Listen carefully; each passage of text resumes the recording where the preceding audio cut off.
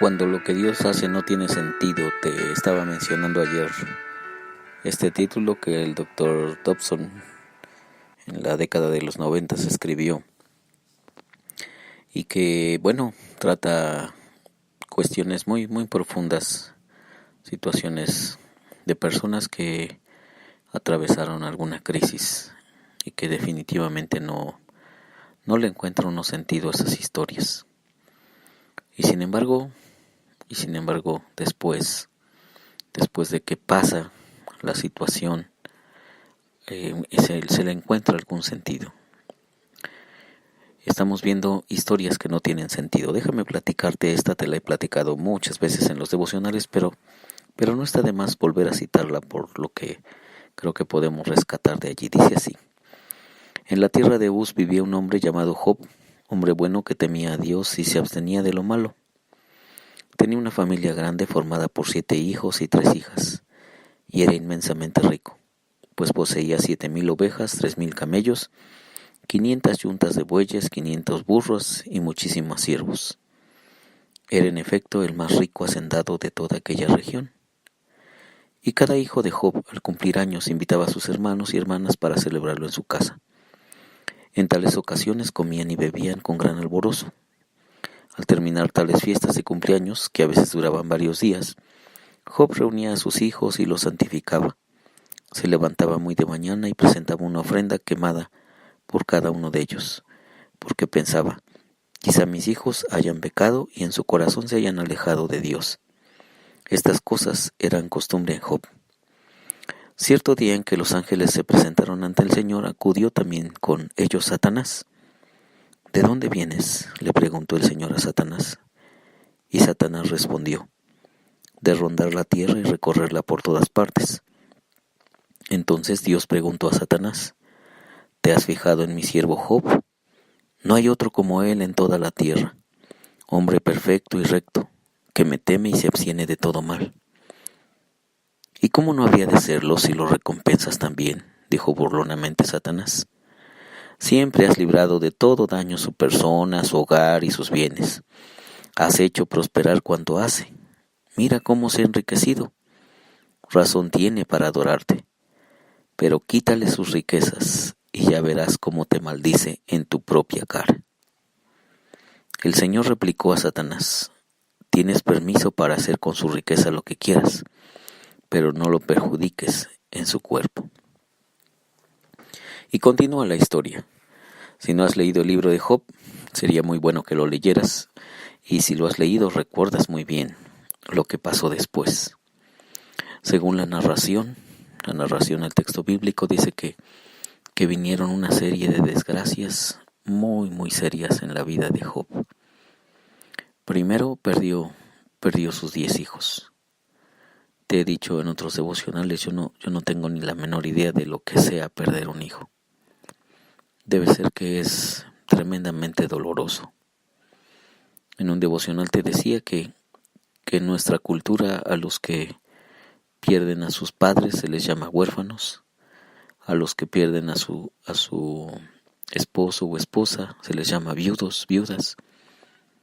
Pero si pierdes un hijo, ni siquiera le hemos dado un nombre en nuestra cultura porque creo que es tan grande el dolor que preferimos ni siquiera mencionarlo. Me ha tocado oficiar funerales cuando se pierde un hijo. Es tremendamente doloroso.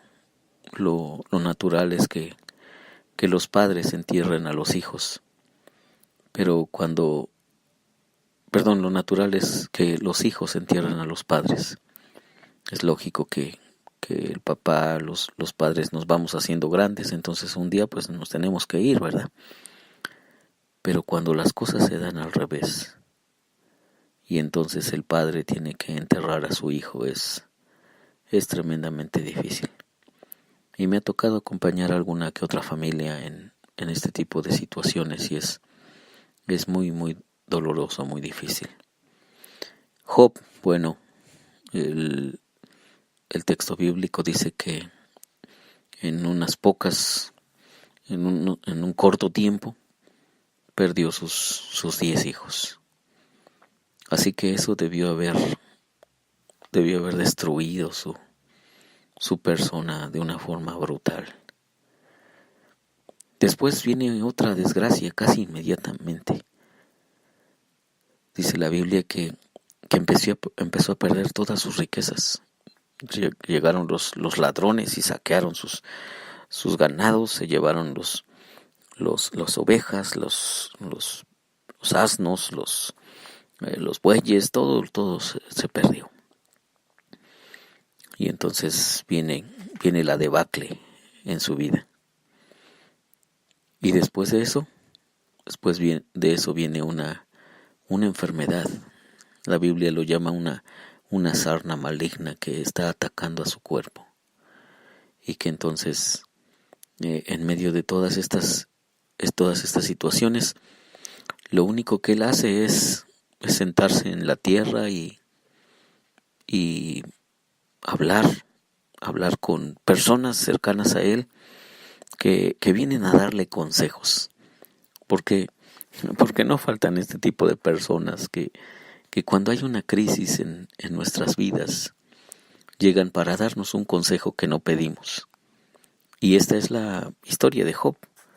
Si tú lees los siguientes capítulos del texto bíblico, narra allí que vinieron sus amigos, personas muy sabias, y que empezaron a darle consejos principalmente religiosos, consejos de qué debía hacer él en relación con Dios. Y el consejo más agudo, más intenso es, pues tienes que arrepentirte de tus pecados, porque seguramente por tus pecados te ha sobrevenido todo este mal. Dios te está castigando, Dios está haciendo su justicia sobre ti.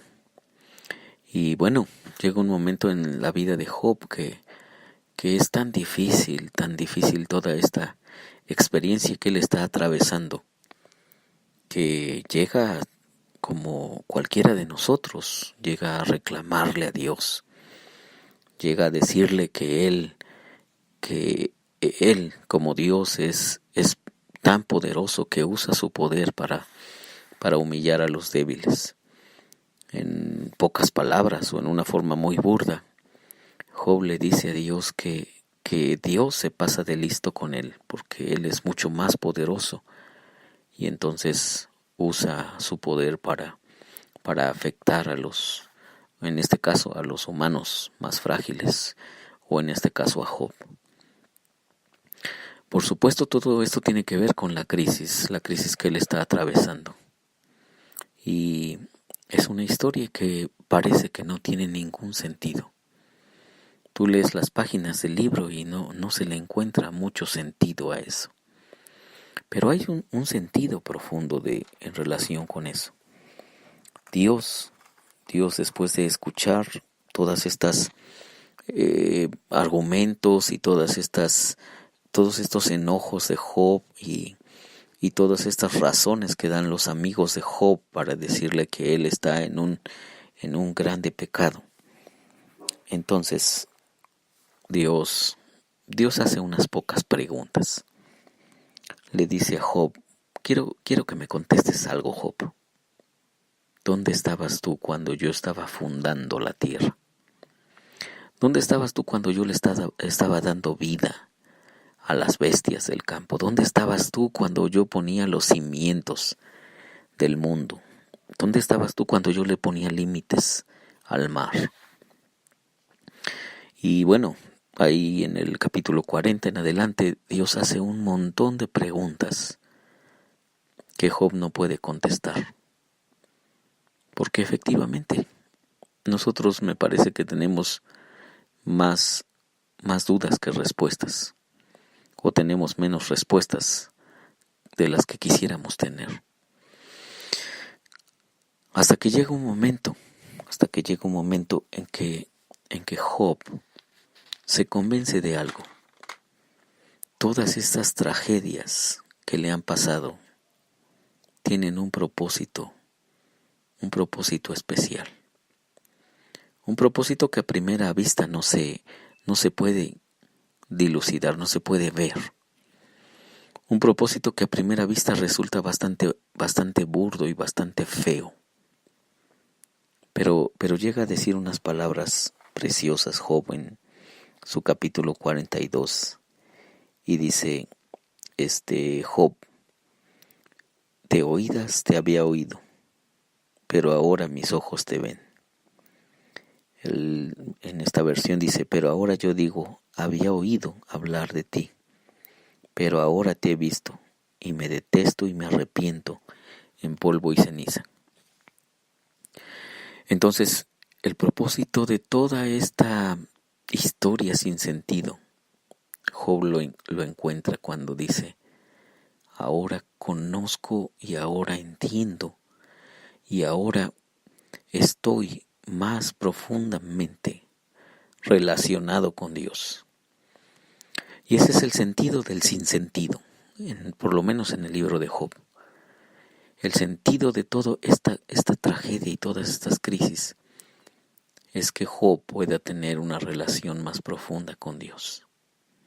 Y seguramente en tu historia y en la mía, ese es el sentido de nuestro sinsentido. Que cuando las cosas se han puesto más difíciles, más trágicas, Dios aparece allí para profundizar en nuestra relación y para decirnos, aquí estoy presente. Y eso fue la experiencia de Job. Por eso Job dice, de oídas te había oído, pero ahora mis ojos te ven. Que Dios te bendiga.